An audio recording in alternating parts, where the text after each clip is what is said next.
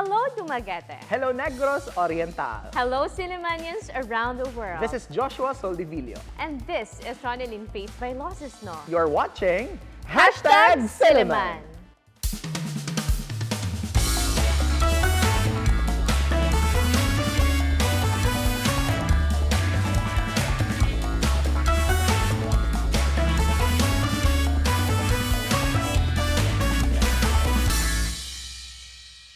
Good evening, everyone. This is a magazine program that talks about different aspects of Silliman University. A program initiated to discuss different matters concerning the campus by the sea. You are watching Silliman. Hello there, Sillimanians and friends of Silliman around the world. Of course, Doron, last week we featured our Valentine songwriting competition. Yes. How's your heart, Josh? Since My we heart just, is normal. With Normal normal beating. sinus rhythm. With perfectly functioning aortic valve. Congrats. Yes, and of course, that's the most important thing, no? Because there are so many ways to keep our heart healthy, Ron. One of which is Yes. exercising, eating the right food, moving around. And Yes. speaking of exercising and moving around, we will be doing so much of that this intramural season, right?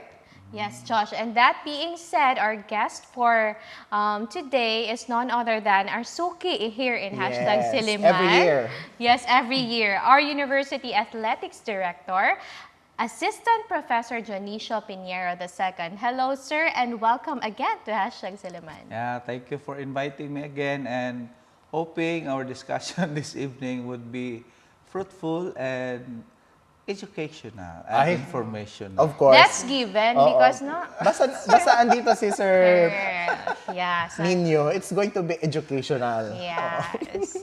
And of course, aside from Sir Nino, we have the co-chairpersons of this year's intramurals. We have Gerarica and Japhet. Hi and welcome to Silliman. Hello. Thank you for inviting us. All right. So, siguro we need to warm up, no? Yes. A little bit about... Do we need to run around? Oo, mga... Warm up run. All right. So, okay, let's go and make it straightforward. Now, let's begin first with the schedule, the timeline of the University Intramurals 2025, when it's going to open, and then when is actually its duration, and then when is the closing and awarding ceremony. Yes. Okay, so the schedule for the 2025 Intramural Games, it will start on February 22, that's a Saturday afternoon, which is going to have the Larong Pinoy at the Rebelio Field from 1 to 5 p.m. And then Sunday afternoon, following day, that's February 23, we will be having a fellowship service before we will have the opening program. So after the fellowship service, we have a short parade from the church going to the Sima Franca Ball Field, and then we will have an opening program there. And then after the opening program, we will be pulling out one game from Frisbee so that we will be able to accommodate or use some of our venues that are vacant on that day so that it will not be congested on the following days. So by February 24 to March 1, we will be having our official games that will be played in campus and off campus. So, if in campus, we will have the SU gym, Finally, the no, for Sima Frinca. 2025, we have the gym already. Yes, now and finally, we will be able to use the gym, which will host the basketball, the table, the pickleball, the volleyball, and then the Rebelio Field, the Sima Franca Ball Field, the second floor of the senior high school department. Na-approve. Thank you Na-approve for na-approve na ba accommodating yun? us. Approve na. You don't have a choice. So, the Silliman Hall for the chess, and then the Guy Hall for the e-games. And then for the off-campus, we will be using the Perdices Coliseum for the track events, and then the Macias Complex for the championship for basketball. By the way, we will be having our championship volleyball game at the SU Gym. Oh, wow. And then for badminton, we will have it in the riverside. And then since lawn tennis court is not available as of this year, so we replace lawn tennis with a pickleball. So pickleball now is the replacement of lawn tennis because it is also one of the becoming popular sports here so many players in Negros actually, Oriental, and right. most especially most of our students are also into it. And then since we have no dance sport during the closing on March 1, then we, because of the some circumstances that need to be addressed, so we replace it with cheer pop and bench cheering. So we have more participation of the cheer pop and cheer pop and bench cheering during the last day of our intramural games, and this will happen at the Macias Sports Complex, and then after that we will be awarding the top 3 or top 4 overall colleges for the 2025 intramural games. So closing program will be held at the Macias Sports Complex. It will start from 5 up to 9 p.m. Then after the closing program, the Sportscom informed me that they will be having a band. So it's like celebration for all of the students for the achievement and the Sportsmanship. camaraderie and the sportsmanship for all. Nice. So that is our activities for So that that's really a University breathtaking, a jam-packed, full-pack, no? Yes. Siksik-liglig ng activities for the whole Intramurals Week. And stay healthy, guys. Yes. Yeah, thank you very much for sharing that, Sir Nin. Now, Sir Nino mentioned quite a number of sports that the students will be participated in. How many sports do we have now? And do we also include the Mobile Legends, Esports. COD, or the esports? Do we also have esports this year? Yes, Rick and Gerarica. For the venues, esports, we'll be having Valorant and Dota at Zone 1 Gaming Arena Elite Branch. And the COD M and ML will be held at the Guy Hall, second floor. And as for the colleges who wants to watch them play, we'll be setting up a live stream in the first floor so that they can support their teams. Ayun. So esports are still included. So how many games are there all in all? I think there are 12. 12 That's games for the esports. for esports only 4, four. and then 12 other events, So supporting that's events. 16 lahat. 16 na total. Yeah. All right. So 16 games, 16 events, and of course, how many colleges and units are participating this year? Are all members of the League of Governors are participating, For these or events. some events will not be participated? What's the level of participation this year? There are a lot of colleges who participated in the different sports. However, the graduate school, they did not participate for this Oo, kasi year. busy kami. Pasensya naman. Oo. Madaming libro, binabasa. May tinatapos na dissertation. Oo. But yeah, of course, the grad school is the Divinity School joining this year. Yes. Yes. Alright. They are Kasi participating. they are really, may nag-trending last year ang Divinity. Oh. So we are excited what will also trend this year, diba? Oo. Now, talking about all of this, I'm interested because this is going to be collaborative efforts, no? Because given the amount of work, this really entails a lot of preparation. So who are the people behind Intramurals 2025? So for currently we're partnering with our co-presenters for e-games are Ang Sandigan, Psychology Society, the American Concrete Institute, and in collaboration with the cheering committee, SUSG cheering committee. Yeah. Okay. And also the Silliman University Camera Club and the Red Cross. Ayun. Very important ang Red Cross, no? Yeah. For emergencies and of course to respond, no, should there be medical needs. Yeah. I just like to ask about the bench cheering competition. Is that new or we started last year? This is a new game that is being integrated into the mainstream intramural game starting this year. Yeah. Because this is going to be a regular part of the intramural games.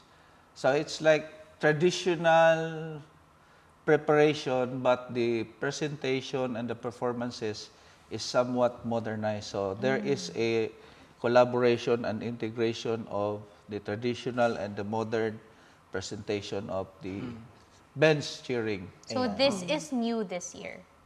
New. Yeah, it's New. It's a, or shall we call it the return of the comeback? Okay, sige. Now, before we're going to take a short break, I just have a question to Rick and Gerard because this is going to be an eventful week, no? So a lot of solid waste is going to be generated. So what are the measures to make sure that we are still single-use plastic free and there's really a proper solid waste management? The Environmental Committee have provided us with guidelines, which is also disseminated to the sports managers and the college governors. And then they have also specified that for sports drinks, they are only allowing up to 500 ml for Gatorade, Pocari. And then for the waste collection, the Claygo competition is still in place. Meaning, so after every game, there will be people from the Environmental Committee who will check on the area. Cleanliness. Yes, and then they would, I think they would score on the different scoring. teams. Yes, because they will be awarded. So that would be, the scoring would be in relation to what? To the overall points for the championship then? There will be an addition. Oh, wow. I just learned about that. So those who will gather the highest score could also help them become a champion. Yes. All right, guys. So please, make sure that you do not become irresponsible with your solid waste, and that could affect, diba, the possibility of your college winning the championship this week. Friends, we're just going to pause for a short break, but when we come back, let's also tackle some issues regarding the Intramurals 2025. Like, for example, I think this also trend on social media, the absence of the dance sport this year, among other things. Friends, all of that and more when #Silliman returns. Please stay with us.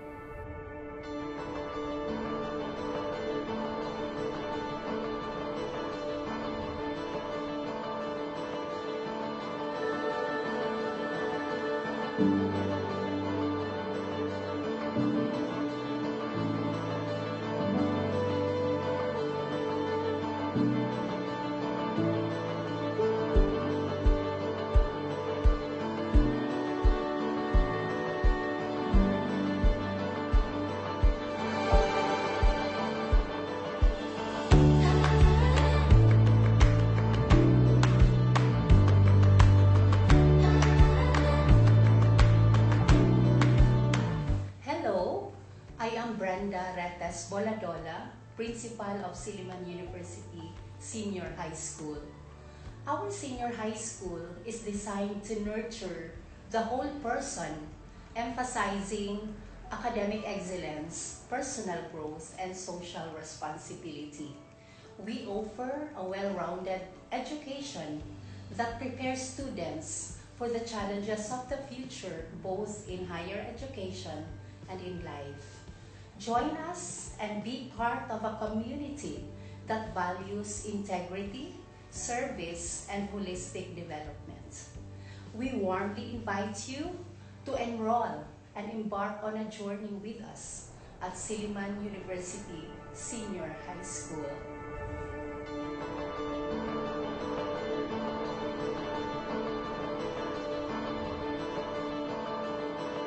Hi, my name is Joshua.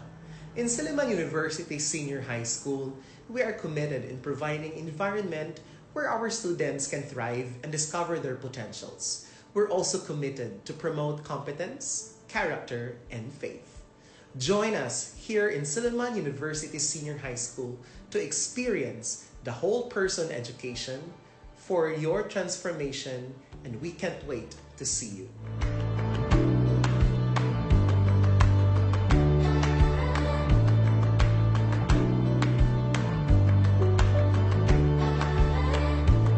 Welcome. I'm Ronelyn, the Office Secretary at Silliman University Senior High School. We're excited to introduce you to our dynamic and vibrant senior high program. With a wide range of academic tracks and extracurricular activities, there is something here for everyone. We invite you to enroll and be part of our growing family. Our office is always open to assist you with the enrollment process and any questions you might have. We can't wait to see you here at Silliman.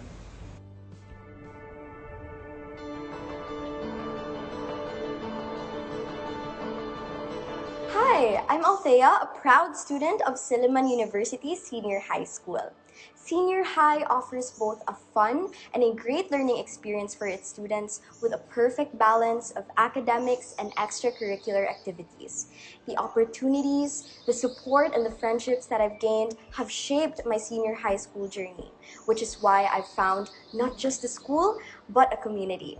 From engaging classroom activities to fun and exciting school events, there's always something happening that keeps us motivated and excited. Come and experience it for yourself.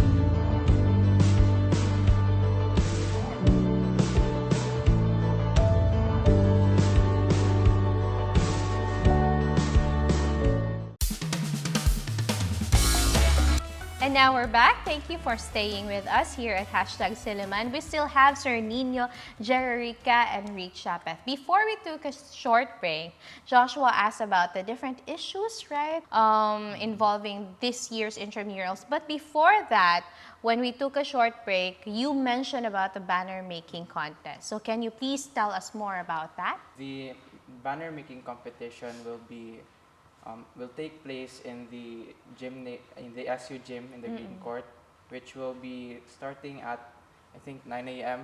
until 5 p.m. on February 22, and the awarding ceremony will be held during the opening ceremony. Yes, who will be participating and who will be making the banner for the respective colleges? So there were a lot of colleges who informed us of their participation during the banner making competition, which will be held again on the 22nd.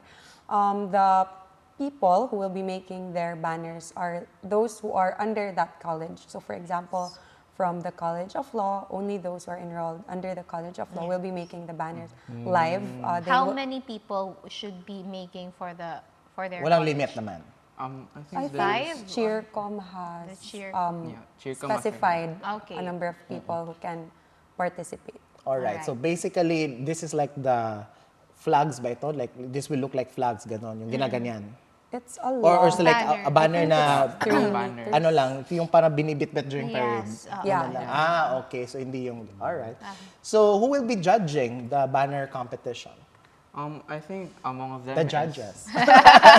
But who will be the judges? The judges. Yeah, we're not quite sure, but among them, I heard that Sir Mapili Mapili. from the PE department will be one of the judges, but the Cheercom committee has the guidelines for that. They have- Alright. Yeah. Sige. So we will ask the Cheercom committee and we'll see who will really be choosing the best banner for this year.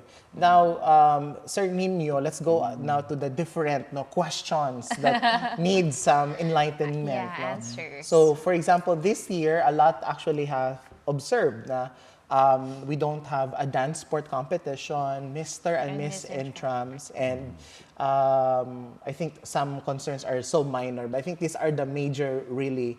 And of course, I think in fairness for the Intrams committee, I think this is a good opportunity to clarify things. Yes. At the same time, provide correct information.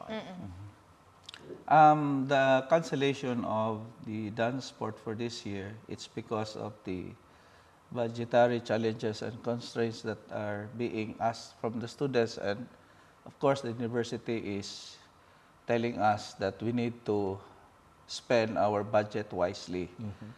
Since dance sport is very expensive, one of the expensive event, because you still have to spend for the couples, and if there are 3 couples, so you need a lot of money, preparations for that, and then for the judges itself, we need to get judges from outside of Dumaguete. And this was observed by the Dean's Con and from the athletics committee, why we are spending too much in one particular event that is very expensive, and the burden will go to the students because they will be asked to pay that much, and then some are murmuring, and why is it that there is no such budget the same as the other sports or other games that they are participating during the intramural. So when this was seen, then we asked the tournament manager if we will push through. And the tournament manager said, it's up to you, sir, since this has been brought already to the higher administration. So whatever is the decision from the higher administration, we have to respect. So I told them, since this is already decided that it's going to be canceled, and we need to strengthen more that it's going to be a student activity, because as we see dance sport now, it is externally influenced by people, not former Sillimanians or maybe a friend to Silliman or friends to Silliman. And then we have to remember that intramural games supposed to be managed by faculty, staff, and students.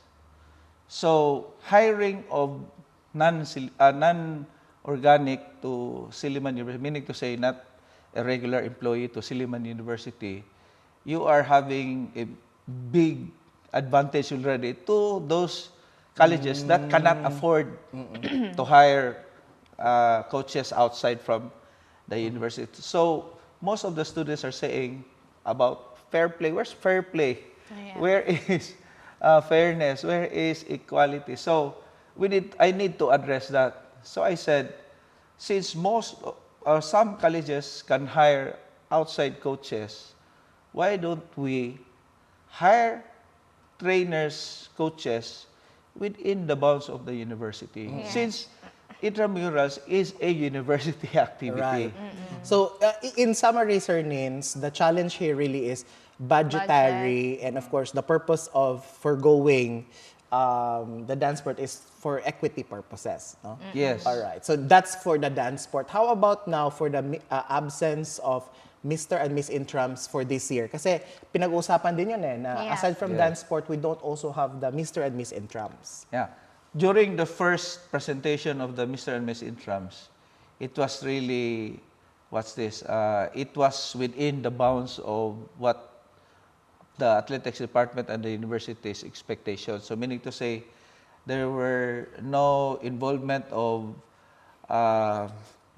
equipment. And how do we call it? Those Props or props. And last year, some faculty are saying, "Oh, was there permit to use something like this?" So, and I said, I go back to the tournament manager again. Go, what is happening? Why it was not controlled? Why we are using vehicles, animals? Did we get a permit? Is it safe? And I was always emphasizing the safety and security for students during the games. should be strictly observed. And here comes there were already vehicles running, and then there are a lot of spectators who were watching. Anything could happen. Yeah. Yes, that is what I am afraid of. So I informed them again, we will make another guidelines for that should not be allowed or part of the presentation. Because this is presentation about sports. So if we are going to use props that are those involve animals, That vehicles, could involve risk, no? there is already a big risk. So Yes. we set aside those. So we can use other equipment that is hand carried, like bow and arrow, gloves or ball or Yeah. So in other words, Sir Nins, the Mr. and Miss Intrams is under review, no? You're Yes. polishing the guidelines, and Yes. we look forward, no, that retaining it, because some, or if not all, no, most of us are also enjoying, no, Yes. that event. But I think that's a very valid reason for foregoing it for now, since there could be ethical concerns and of course safety concerns. so dance sport and Mr. and Miss Intramurals are being reviewed. So after this, I asked the Sportscom, together with the League of Governors, we sit down first and let us make guidelines that will strengthen for these Yeah. two events, and then I will present that with the PE, athletics and PE department is working hand in hand. Yeah. So I will present that to the PE faculty, and then after that, I will have to present it to the athletics committee, and then we will.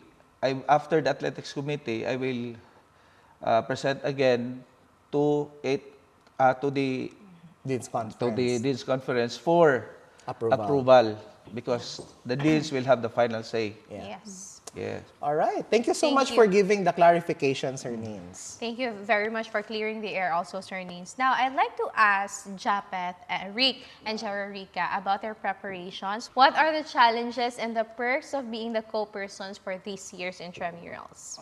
So our preparations actually started last semester pa. Yes. Yeah. Beginning with the meeting with the League of Governors. We raised concerns and asked them about their feedback of the Intrams last school year during that meeting. And after that, we concluded that we wanted to have a survey.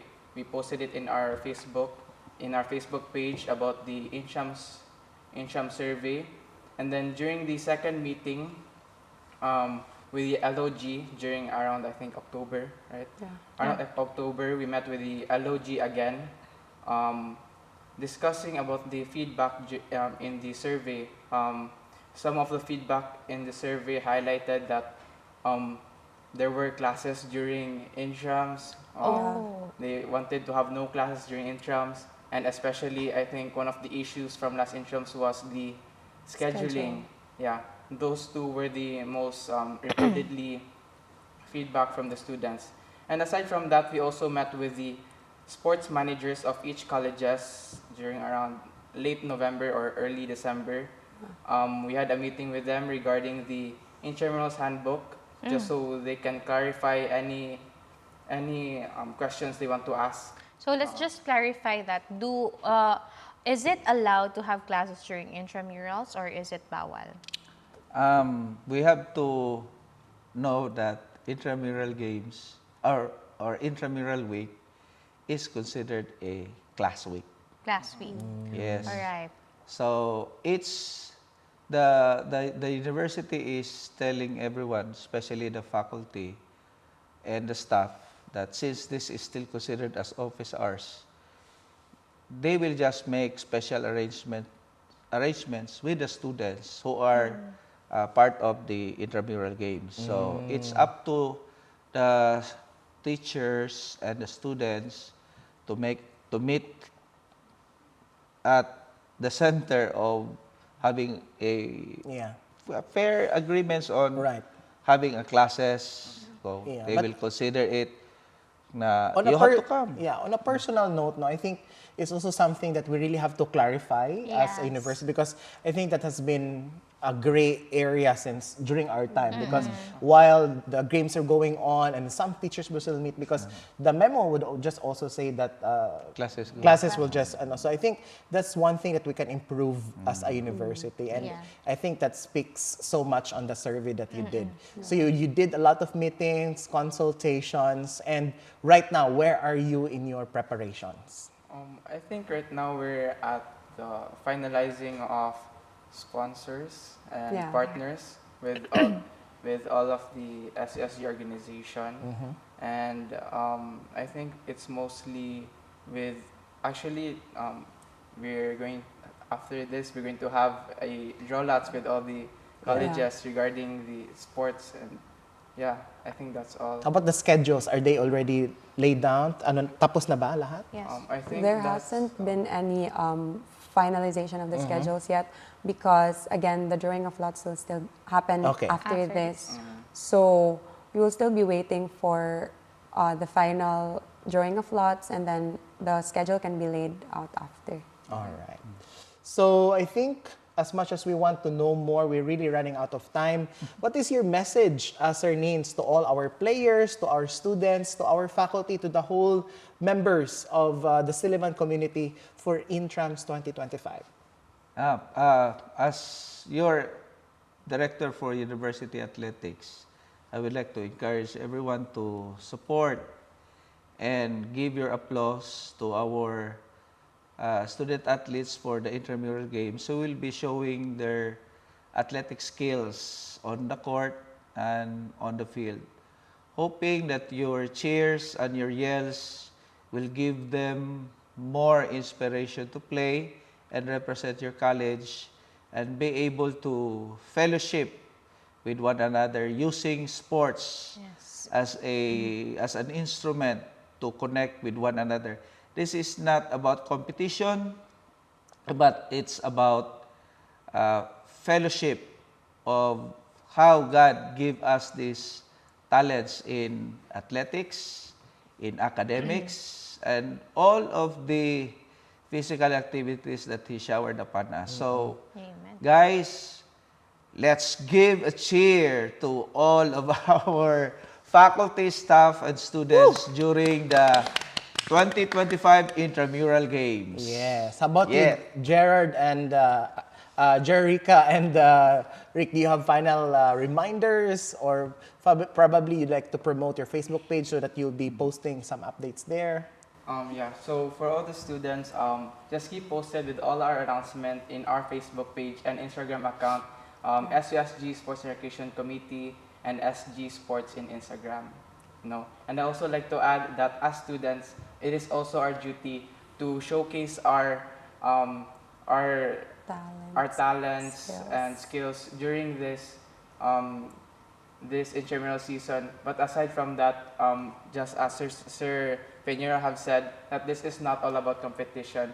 That we should always be mindful of our actions and what we do during the games. Diba? That's true. Thank you so much, guys. Ikaw, Ron, anong unang panonoorin mo this Intrams? What will you watch first? I don't know. You don't know? Or hindi ka manonood? Manonood Sir Ninyo, mag-check ng attendance si Sir Ninyo. No, I will support my students who will be playing volleyball. Volleyball. Go Mascom, Viva Mascomista. Although, lagi din ko lelat, but at least we earn the hearts of those who are watching, because we always have viral posts on social media, diba? So credits to you for that, and I will support you. I will be supporting you. Present ako dyan, Sir Dean. Can I highlight something? Sure, go ahead, sir. I would like to highlight the special assistance or special participation of the physical therapy department for their services during the intrams, that they will be giving free clinics to all of the physical therapy services. student athletes during the intramural games. Please avail, because they are there from the gym to the Sima Franca Ball Field. They are around us. So if you need something for your recovery, please go to them and ask Yes. Yeah. Yes. Is Thank it you. just for the student athletes, Sir Dean, or for the faculty? For and staff? all of us. For all For of faculty, us. staff, Alright. and students. Pa- This parang, is parang free. need ko na for recovery. Yeah. For recovery Pwede ka purposes. magpalagay ng roller tape. Para fuck. You really Para have the vibe of the intramurals. Yes. All right. Well, once again, maraming salamat. Thank you very much, Rick, Gerarica, and Sir Nins for joining us. And all the best for Intrams 2025. I'm sure there's a lot of sleepless nights to come. And we just pray that, guys, please stay safe. Yes. Prioritize safety all the time. Enjoy, make friends, and of course, Stay hydrated. stay healthy. Yeah. I think those are the most important things for Intrams 2025. And of course, we will see you next week only here in #Silliman. To God be the glory. Hi there, Sillimanians! Happy Intramurals Week, and of course, continue supporting our social media platforms like our Facebook page. It's called #Silliman. Don't forget to like, share, and comment on your favorite episodes. And we are also on YouTube. Please don't forget to click the notification bell for you to be updated with our posts. See you there. And of course, catch us at Field Products Channel 6 every Monday at 8 a.m. Replays will be shown every Tuesday before the noontime news and every Saturday after the noontime news. This has been Ronelyn Faith by Vailoces-No. And Joshua Soldivillo. Kita-kits next week only here on #Silliman. Happy